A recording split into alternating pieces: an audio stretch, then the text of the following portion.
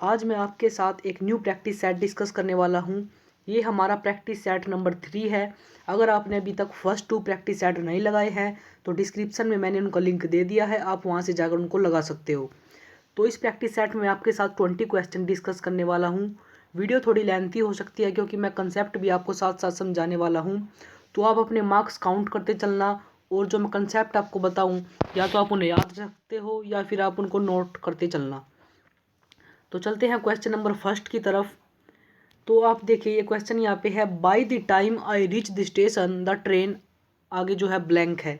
तो हमें ये क्वेश्चन है जो टेंस इसमें फिल करना है। तो अगेन मैं आपको सीधा क्वेश्चन नहीं कराने वाला हूँ, पहले मैं आपको एक कंसेप्ट समझाऊंगा। अगर इस कंसेप्ट को समझने के बाद आप क्वेश्चन खुद कर पाते हो तो इसका मतलब है जो मैंने आपको पढ़ाया वो आपको समझ आ रहा है। तो पहले आप कंसेप्ट समझो, अगर आप क्वेश्चन निकाल पाए तो इसका मतलब आपको ये कंसेप्ट समझ आ गया। तो कंसेप्ट देखिए, आप यहाँ पे एक वर्ड है by the time. Bye the time के बाद अगर फ्यूचर आए, पास्ट आए या प्रेजेंट आए, मान लीजिए बाय द टाइम के बाद हमें फ्यूचर टेंस देखने को मिला तो हम नेक्स्ट में फ्यूचर परफेक्ट का यूज़ करेंगे। अगर हमें बाय द टाइम के बाद पास्ट मिला तो हम पास्ट परफेक्ट का यूज़ करेंगे। अगर हमें प्रेजेंट मिला तो हम फिर भी फ्यूचर परफेक्ट का यूज़ करेंगे। तो आपको ये 3 चीज़ें याद रखनी है। अगर फ्यूचर या प्रेजेंट टेंस आए बाय द टाइम के बाद तो दोनों में फ्यूचर परफेक्ट का यूज़ करेंगे। अगर पास्ट आए तो पास्ट परफेक्ट का यूज़ करेंगे। और कैसे करेंगे वो मैं आपको भी एग्जांपल के जरिए समझा देता हूँ। तो यहाँ पे देखिए क्वेश्चन है बाय द टाइम, यहाँ पे आया है by the time we entered the hall, यहाँ पे आ गया है एंटर्ड यानी पास्ट टेंस, यहाँ पे आ गया है पास्ट आ गया। और बाय द टाइम के बाद मैंने बताया पास्ट आए तो कौन सा टेंस यूज़ होगा, द सो। द सो कौन सा टेंस यूज होगा, पास्ट परफेक्ट यूज होने वाला है, यहाँ पे लिखा हुआ है आप देखिए। तो by the time we entered the hall the show had started. Simple, आपको समझ में आया। पास्ट परफेक्ट क्या होता है, हैड प्लस वर्ब की थर्ड फॉर्म। फ्यूचर परफेक्ट क्या होता है, विल शैल हैव के साथ जो हमारी वर्ब की थर्ड फॉर्म। और बाकी ये फ्यूचर परफेक्ट है ही। तो नेक्स्ट जिस तरह के एरर इस पार्ट से पूछे जाते हैं वो भी मैं आपके साथ डिस्कस करने वाला हूँ। तो ये देखिए, by the time we got our ticket and entered the cinema theatre the show will have already begun. तो आप यहाँ पे देखिए क्या एरर है। तो आपको यहाँ पे दिखा होगा बाय द टाइम, उसके बाद गोट आया है, गेट गोट गोट, तो ये सेकंड फॉर्म है, मीन्स पास्ट टेंस का यूज़ हुआ है बाय द टाइम के बाद। तो पास्ट परफेक्ट हमें यूज़ करना पड़ेगा। तो यहाँ पे देखिए एंटर्ड भी वर्ब की सेकंड फॉर्म है यानी पास्ट टेंस है दोनों जगह। तो यहाँ पे जो हमने टेंस यूज किया है वो कौन सा किया है, will have already begun. Future tense use किया है जो नहीं होना चाहिए, यहाँ पे होना चाहिए the show had already begun. Had already begun यहाँ पे होना चाहिए। तो पार्ट सी में जो हमारा एरर हो जाएगा। तो कुछ और एक लेवल अप मैं आपको कंसेप्ट समझाने वाला हूँ। जिस तरह अब ये मैंने आपको बाय द एंड बताया है, बाय द टाइम बताया, उसी तरह by the end and bye the time भी होता है, बाय दिस टाइम। इनके बाद आपको फ्यूचर देगा, मीन्स आपको फ्यूचर नहीं, अगर मैंने आपको बताया फ्यूचर टेंस आ जाए तो फ्यूचर परफेक्ट का यूज़ करते हैं। मान लीजिए टेंस ना आए, अब टेंस का मतलब तो will shall have plus verb की थर्ड फॉर्म, या फ्यूचर में विल शैल मिल जाएगा। बट अगर विल शैल भी ना हो, बस आपको लगे ये फ्यूचर है, तो उसके साथ भी फ्यूचर परफेक्ट टेंस का ही यूज़ किया जाएगा। एग्जाम्पल आप देखिए, by this time next year. अब देखिए यहाँ पे बाई दिस टाइम आया है, उसके बाद अगेन क्या आया है, नेक्स्ट ईयर। और नेक्स्ट ईयर आपको पता है क्या होगा, फ्यूचर ही तो होगा। तो कौन सा टेंस यूज़ होगा, अगेन फ्यूचर परफेक्ट यूज़ होगा। तो विल टेक की जगह क्या होगा, विल हैव टेकन। तो विल टेक की जगह हमें यूज़ करना है will have taken. Ramesh will have taken his degree, future perfect का हम यहाँ पे यूज़ करेंगे। नेक्स्ट कंसेप्ट आप समझिए, by the end of this month I will submit the project. By the and यहाँ पे यूज़ हुआ है, उसके बाद बाई द एंड के बाद यहाँ पे क्या यूज़ हुआ है, ऑफ दिस मंथ यानी फ्यूचर की बात यहाँ पे हुई है। तो विल सबमिट की जगह क्या आएगा, विल हैव सबमिटेड। तो विल सबमिट की जगह आ जाएगा यहाँ पे विल हैव सबमिटेड।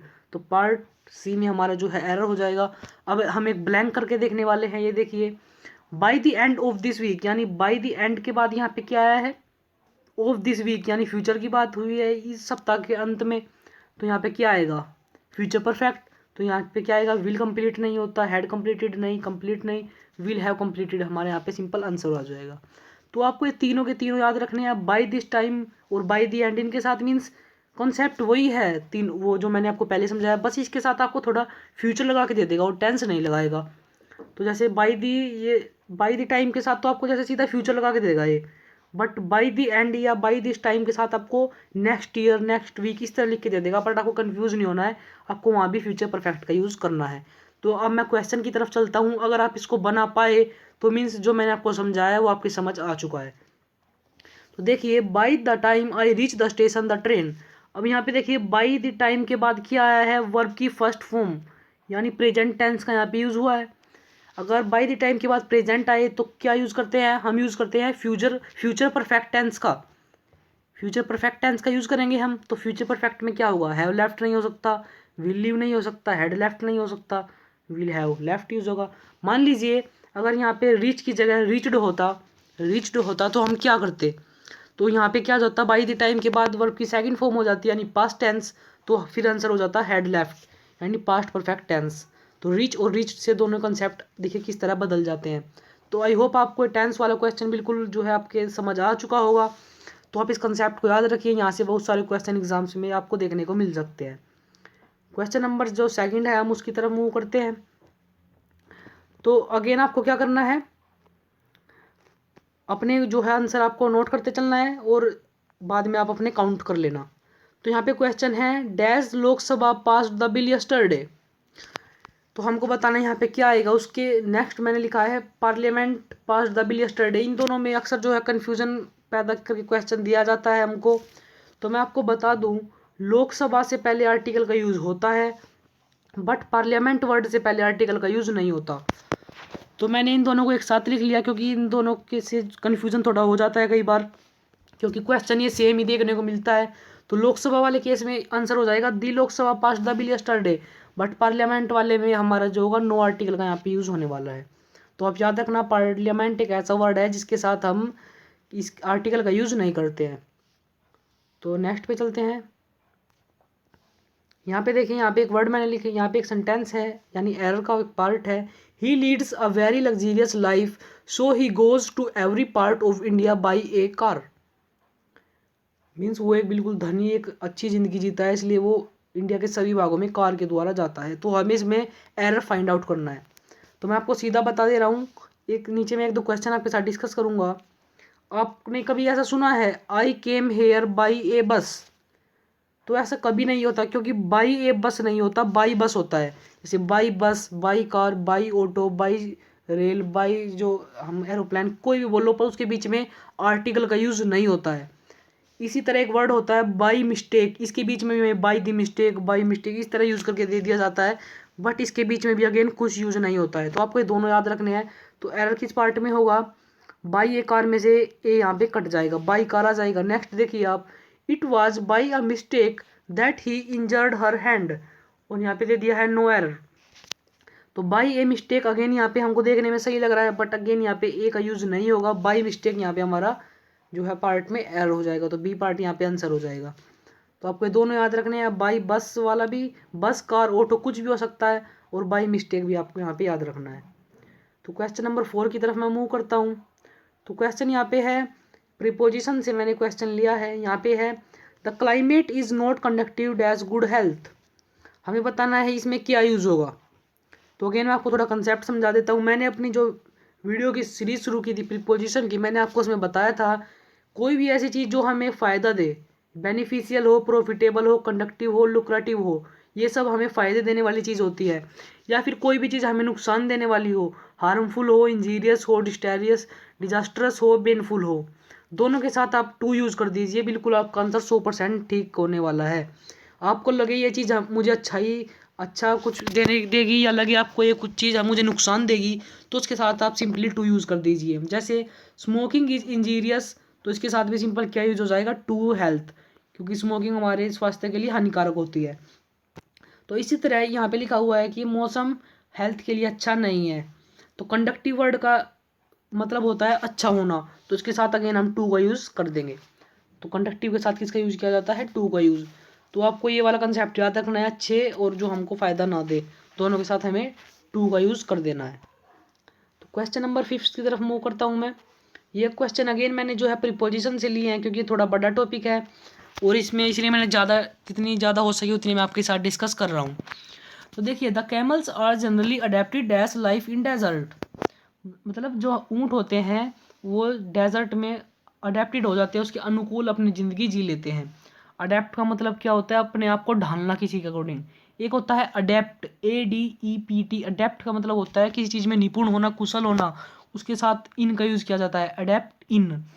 एक होता है अडोप्ट। अडोप्ट का मीन्स होता है किसी बच्चे को जैसे गोद ले लेते हैं हम, अडोप्टेड चाइल्ड उसको बोलते हैं। बट इस अडेप्ट का मतलब है किसी के अनुसार ढलना, जैसे गर्मी में अपने आप को ढालना, सर्दी में ढालना। तो इस अडेप्टेड के साथ हमेशा टू का यूज़ किया जाता है। The camels are generally adapted to life in desert. Next है I congratulated him dash is success. शायद आपको पता भी होगा, कॉन्ग्रेचुलेटेड के साथ हम ऊन का यहाँ पे यूज़ करने वाले हैं। I congratulated him on his success. तो यहाँ पे हमने जो है 5 क्वेश्चन यहाँ पे हमने डन कर लिए हैं। तो क्वेश्चन नंबर 6 की तरफ मैं चलता हूँ। और हाँ, मेरे को थोड़ा टाइम इसलिए लग जाता है क्योंकि यार देखिए PDF मुझे बनाना पड़ता है, तो इसलिए थोड़ा टाइम लग जाता है यार। क्योंकि अगर आप मेरे को बोलोगे एज इट इज पढ़ा दो बुक से फ़ोटो खींच के, तो उसमें तो बिल्कुल भी टाइम नहीं लगेगा। मैंने 4 फोटो खींचे, उससे मैंने आपको पढ़ा दिया। बट वहाँ पे आपको ये सारी चीज़ें एक साथ नहीं मिलेंगी, तो इसलिए यार मैं अपना ही प्रैक्टिस सेट बनाता हूँ। मैं कॉपी वगैरह नहीं करता हूँ, बुक्स में से छांटता हूँ और फिर इसको एक साथ जो इंपॉर्टेंट लगता है उसको लिख देता हूँ। थोड़ा टाइम लग जाता है। तो यहाँ पे देखिए वन वर्ड से मैंने जो है 2 क्वेश्चन लिए हैं। One who goes to settle in another country means एक आदमी है, मान लीजिए वो इंडिया में रहता है और वो अमेरिका में चला गया रहने के लिए, तो उसे क्या बोलेंगे? जो जब वो अमेरिका में चला जाएगा, मतलब वो अपना देश छोड़ के दूसरे देश में रहने के लिए चला गया, तो उसको हम बोलते हैं इमिग्रेंट। क्या बोलते हैं हम उसको? इमिग्रेंट। अब इसका उल्टा, a person coming to a foreign land to settle there means अब अमेरिका से एक आदमी यहाँ पे इंडिया में आने के लिए आ गया और यहाँ पे रहने लगा, तो उसको हम क्या बोलेंगे? मीन्स वो फॉरेन लैंड से आया और अपनी धरती पे आके रहने लगा, तो उसको हम इमिग्रेंट बोलेंगे। तो इमिग्रेंट और इमिग्रेंट में ज़्यादा डिफरेंस नहीं है। तो इसको ट्रिक जो याद करने की वो है एक्सपोर्ट और इम्पोर्ट। एक्सपोर्ट का मतलब भी होता है एक स्थान से दूसरे स्थान पर भेजना, तो इमिग्रेंट का मीन्स भी एक स्थान से दूसरे स्थान पर भेजना, ई और ई। इम्पोर्ट का होता है दूसरे से अपने देश में आना, तो यहाँ पे इमिग्रेंट का मतलब है दूसरे से अपने देश में आना। तो आप इससे कनेक्ट कर लोगे ना तो बड़ा इजी हो जाएगा। इसका इनका मीन शायद आयात निर्यात वगैरह होता है हिंदी में, तो आपको पता होगा, तो इस ट्रिक से आप इसको याद रख सकते हो, कभी कन्फ्यूज़न नहीं होगा। नेक्स्ट अगेन मैं 2 वर्ड आपके साथ जो है डिस्कस करने वाला हूँ, इंपॉर्टेंट है। तो यहाँ पे देखिए क्वेश्चन नंबर 8 है, a list of passengers and luggage means यात्रियों और सामान की सूची। आपने कभी रोडवेज में सफ़र किया होगा, मीन्स आप जिस स्टेट से भी हो वहाँ पे रोडवेज चलती होंगी। तो कंडक्टर जब वहाँ पे टिकट काटता है तो उसके बाद वो एक लिस्ट रखता है अपने पास। आपने कभी ध्यान किया हो तो एक लिस्ट रखता है बाद में, उसको वो अपने पेन से भरता है। जैसे उसने सारी टिकट काट दी या बस स्टैंड पे या कहीं भी, वो अपनी एक लिस्ट भरता है। तो उस लिस्ट पे ऊपर लिखा होता है वे बिल। उस वे बिल का मतलब ही क्या होता है? जितनी भी टिकट वगैरह कटी हैं, यात्रियों की सूची होती है वो सब, तो उसी को हम वे बिल बोलते हैं। आप जाके देख सकते हो अगर आपको कभी देखने का मौका मिले तो। क्वेश्चन नंबर 9 की तरफ मैं चलता हूँ। A person who is hopeful always hopeful and look upon the brighter side of things means एक ऐसा आदमी जो हमेशा चीज़ों की अच्छी साइड को देखे। मान लीजिए वो फेल हो गया, उसने कहा है कोई नहीं यार, मैं अगली बार फिर मेहनत करूंगा यार, कुछ नहीं फेलियर, मतलब इस तरह की सोच रखता हो जो हमेशा चीज़ों में अच्छाई ढूंढे, तो उसको हम ऑप्टिमिस्ट बोलते हैं। क्या बोलते हैं हम उसको? ऑप्टिमिस्ट। और इसको हिंदी में बोला जाता है आशावादी होना। और अगेन इसका अपोजिट क्या होता है? जो हमेशा डार्क साइड को देखे। मीन्स मान लीजिए वो फेल हो गया तो वो देखेगा नहीं यार अब तो पूरी ज़िंदगी ख़त्म हो गई यार, अब कुछ नहीं कर सकता मैं, फेल हो गया ना, ये कर दूंगा वो कर दूंगा। तो हमेशा जो डार्क साइड को देखे, उसे किसी चीज़ में कुछ अच्छा ना दिखे, तो उसको बोला जाता है पैसिमिस्ट। पैसिमिस्ट आपको याद रखना है। और ऑप्टिमिस्ट, ऑप्टिमिस्ट ज़्यादा इंपॉर्टेंट है, पैसिमिस्ट थोड़ा कम एग्जाम में पूछा जाता है। बट आप दोनों को याद रख लीजिए क्योंकि क्या पता एग्जाम में कहाँ क्या देखने को मिल जाए। क्वेश्चन नंबर 10 की तरफ मूव करता हूँ मैं। ये क्वेश्चन मैंने लिया है कॉमन एरर से। यहाँ पे मैंने दिया है biology has been defined as the study of organism. तो यहाँ पे आपको अगेन मैं जो है इस क्वेश्चन को डिस्कस नहीं करूँगा, मैं कंसेप्ट को डिस्कस करूँगा पहले। अगर आप कंसेप्ट समझ गए तो क्वेश्चन अपने आप आ जाएगा। यहाँ पे मैंने इस साइड कुछ वर्ड लिखे हुए हैं और मैंने इस साइड कुछ वर्ड लिखे हुए हैं, तो आपको ये वर्ड याद रखने हैं। जैसे फर्स्ट रो में लिखा है regard, describe, define, treat, view, know, इनके साथ हम एज वर्ड का यूज़ करते हैं। और think, consider, call, appoint, make, elect, इनके साथ हम एज वर्ड का यूज़ नहीं करते हैं। ये इंपॉर्टेंट केस है, यहाँ से एग्जाम में क्वेश्चन आते हैं, तो मैंने दोनों ही लिख दिए हैं। तो आपको इनमें जो है मीन्स कभी आपको व्यू के साथ एज लगा के दे देगा, नहीं लगा के देगा, मेक के साथ लगा के दे देगा, इस तरह से एग्जाम में क्वेश्चन मिलते हैं। तो देखिए किस तरह क्वेश्चन आएंगे। क्वेश्चन देखिए आप, she is considered as the best student of my class. आपको यहाँ पे दिख रहा होगा कंसिडर यहाँ पे लिखा हुआ है, मीन्स यहाँ पे एज का यूज नहीं होगा, तो अगेन यहाँ पे एज का यूज इन्होंने करके दिया है, तो he is considered the best student of my class. I regard him my brother, तो रिगार्ड के साथ आपने देखा यहाँ पे यूज होता है, तो आई रिगार्ड हिम यहाँ पे एज का यूज हो जाएगा, एज ये वाला, as I regard him as my brother. Next देखिए आप, the teacher called him as stupid, तो अगेन आपको दिख रहा होगा यहाँ पे कोल के साथ यूज नहीं होता है, तो teacher called him stupid, as again यहाँ पे नहीं आने वाला है। अगेन यहाँ पे देखिए, the principal appointed him as lecturer, तो अपॉइंट के साथ आपको दिख रहा होगा यहाँ एज का यूज करके दिया है, बट यहाँ देखिए आप अपॉइंट के साथ एज का यूज तो नहीं होगा, तो यहाँ पे एज का यूज नहीं होने वाला। नेक्स्ट देखिए आप, he thinks her as a फूल, तो यहाँ पे अगेन देखिए आप फर्स्ट रो में यहाँ पे लिखा हुआ है थिंक, तो थिंक के साथ भी यूज नहीं होगा, तो थिंक के साथ इन्होंने यूज करके दिया हुआ है, तो यहाँ पे यूज नहीं होने वाला। तो इसलिए मैंने सारे वर्ड्स लिख दिए हैं क्योंकि कन्फ्यूजन हो जाता है। तो आप इन दो को तो बिल्कुल ये याद रख लीजिए, डी वाले हैं ना उनके साथ यूज होता है, जो डिफाइन और डेस्क्राइब है इनके साथ होता है, क्योंकि इनसे भी क्वेश्चन कई बार एग्जाम में मिलते हैं। तो आप दोबारा अपने क्वेश्चन की तरफ आइए। Biology has been defined as the study of organism, अब हमें क्या दिया है, डिफाइंड, डिफाइन के साथ उन्होंने हमें एज का यूज़ करके दिया है, तो हमें चेक करना है एज का यूज़ होता है या नहीं होता, तो अगेन डिफाइन के साथ यूज़ होता है, तो यहाँ पे नो एरर हमारा जो है आंसर हो जाएगा। तो देखिए यहाँ पे इतने सारे क्वेश्चन बन गए, 6 and 6 12 क्वेश्चन यहाँ पे आपको एक क्वेश्चन के अंदर करवा दिए हैं। तो अगर आप ये वर्ड याद रख लोगे तो ज़्यादा क्वेश्चन आपको करने की ज़रूरत नहीं पड़ेगी, बस ये एक दो एग्जाम्पल मैंने जो कराई है ना, इससे आपको थोड़ा माइंड में सेट हो जाएगा। तो क्वेश्चन नंबर 11 की तरफ मैं चलता हूँ। क्वेश्चन नंबर 11 है, Rakesh is enough tall to be selected as sub inspector in Delhi police. तो मैं अगेन क्वेश्चन को डिस्कस नहीं करूँगा, पहले मैं कंसेप्ट डिस्कस करूँगा, अगर वो आपको समझ आ गया तो अगर आप उसको करने के बाद इस क्वेश्चन को खुद कर पाए तो मीन्स जो मैंने पढ़ाया है वो आपको समझ आ रहा है।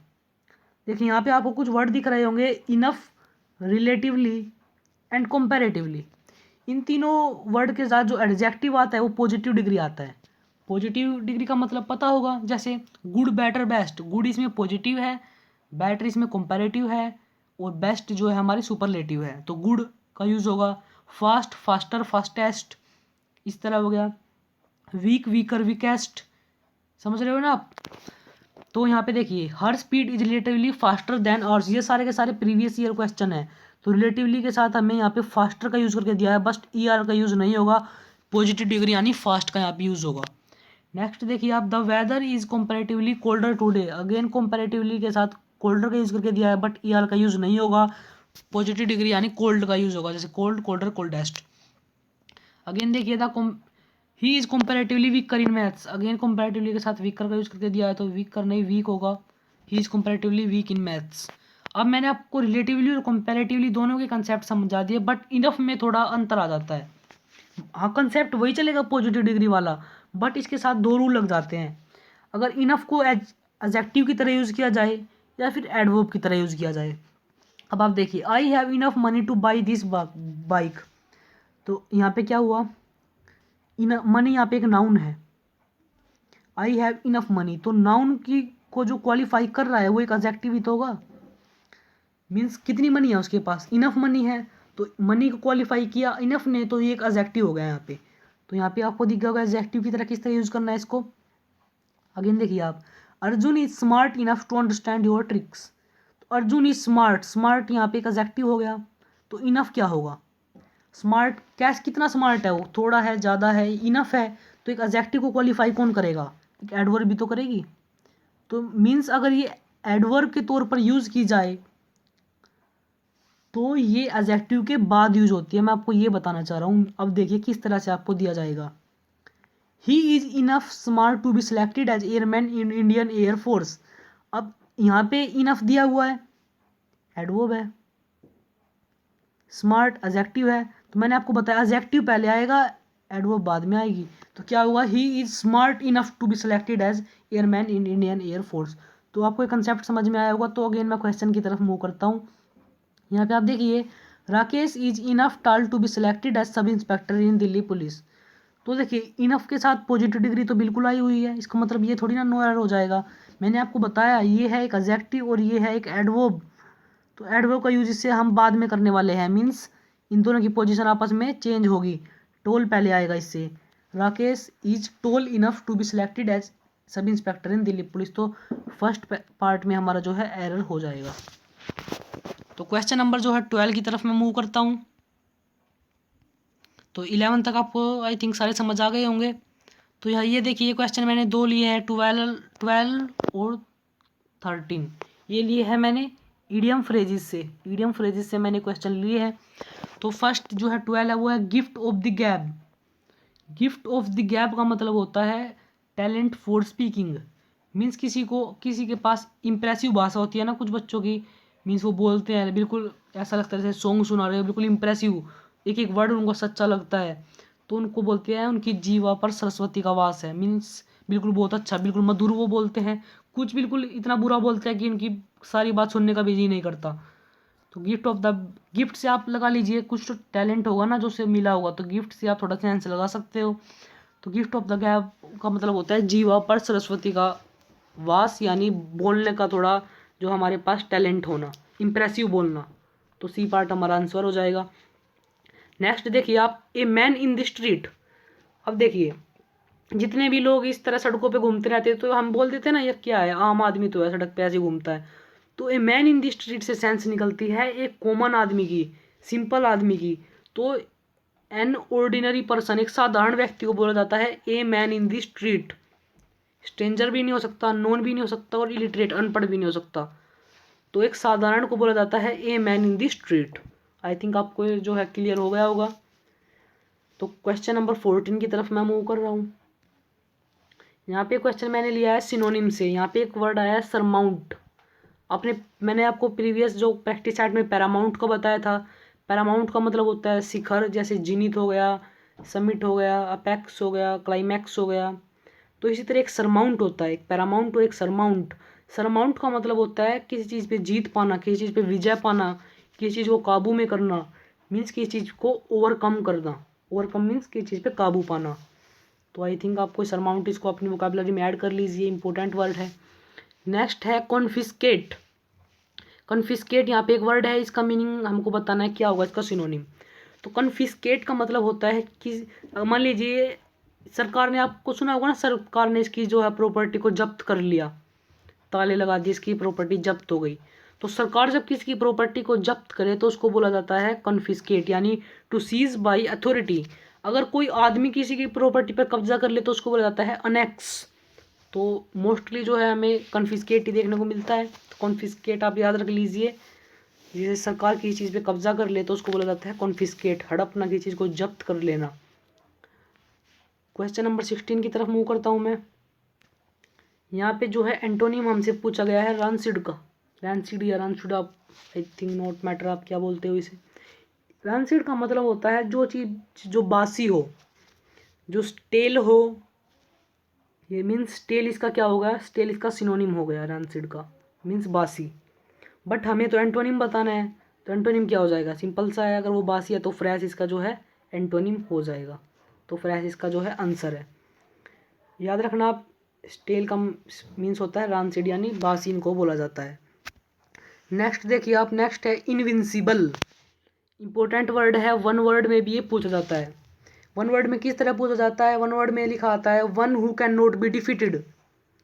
One who can not be defeated, जिसको हराया ना जा सके, जिसको पराजित ना किया जा सके, मीन्स अपराज्य, तो उसको बोला जाता है इनविंसिबल। जिसको ना हराया जा सके, सर्वशक्तिमान इसको बोला जाता है।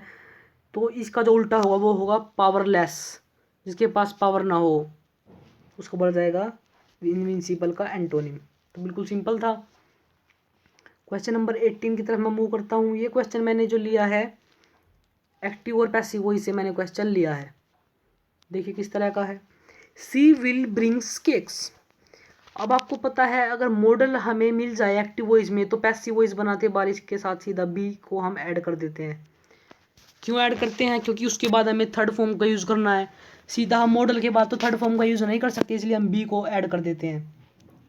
तो अगेन देखिए अब किस तरह होगा, cakes will boat by her. तो यहाँ पे इसके साथ बी नहीं है, तो मीन्स ए पार्ट हमारा जो है वो गलत हो गया। बी पार्ट देखिए आप, cakes will have boat by her. Will have पर हैव तो नहीं होना चाहिए, विल बी होना चाहिए, तो गलत हो गया। नेक्स्ट देखिए आप, cakes will be boat by her, वह विल भी है और थर्ड फॉर्म भी है, मीन्स ये हमारा जो आंसर हो जाएगा। तो यहाँ पे हमारा आंसर हो गया। अगर आपको लगता है ये आंसर है तो इसका मतलब आप अभी तक सो रहे थे, आपका ध्यान यहाँ पे नहीं है। शायद आपने अभी जो है वर्ब नहीं देखी, वो वर्ब कौन सी है? ये वर्ब है ब्रिंग और एक होती है बाय। ब्रिंग की जो सेकंड और थर्ड फॉर्म होती है वो है ब्रिंग ब्रोट ब्रोट, और बाई की होती है वो होती है बाई बोट बोट। तो ये सारी की सारी फॉर्म बाई की लिखी हुई है, ब्रिंग की यहाँ पे कोई भी फॉर्म यूज़ नहीं है। तो अगेन ये हमारे यहाँ पे गलत हो जाएगा, यहाँ पे नन इसका आंसर होगा। अगर यहाँ पे ब्रोट होता, BROUGHT, एक आर होता ना बस यहाँ पे, तो हमारा आंसर होता सी। तो ये एग्ज़ाम भी है ना, प्रीवियस ईयर क्वेश्चन पेपर में पूछा गया था।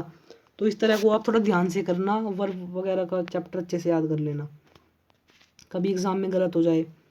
तो क्वेश्चन नंबर 19 की तरफ मैं मूव करता हूँ। यहाँ पे देखिए क्वेश्चन मैंने लिया है नरेशन से। He said I use to go to school by बस।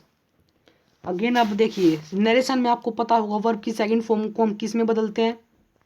हैड प्लस वर्ब की थर्ड फॉर्म में हम इसको चेंज करते हैं, पता होगा आपको। हैड प्लस वर्ब की थर्ड फॉर्म में चेंज करते हैं वर्ब की सेकंड फॉर्म को। तो अगेन देखिए यहाँ पे क्या लिखा हुआ है, I use to go to school by bus. अब हम ऑप्शन से ट्राई करते हैं। तो यहाँ पे दिया है he said that I had use to go to, means had plus verb की थर्ड फॉर्म में इसको चेंज किया है। हैड यूज्ड यहाँ पे ओनली वर्ब की सेकंड फॉर्म है। तो मैं आपको बता दूँ इसको हैड प्लस वर्ब की थर्ड फॉर्म में क्यों चेंज करेंगे हम, आप मेरे को ये बताओ। आपने सुना होगा भाई डेली रूटीन को हम चेंज नहीं करते, जैसे I go for a walk daily, तो हम इसको चेंज थोड़ी ना करेंगे। तो I went for a walk daily थोड़ी ना लिखेंगे हम इसका इनडायरेक्ट बनाती बार, क्योंकि वो हमारा डेली रूटीन है। तो इस तरह ये भी तो हमारा पास्ट का डेली रूटीन है। अगर यूज टू के साथ वर्ब की सेकंड फर्स्ट फॉर्म का यूज हो तो उसका मतलब होता है पास्ट में कोई रूटीन को बताना।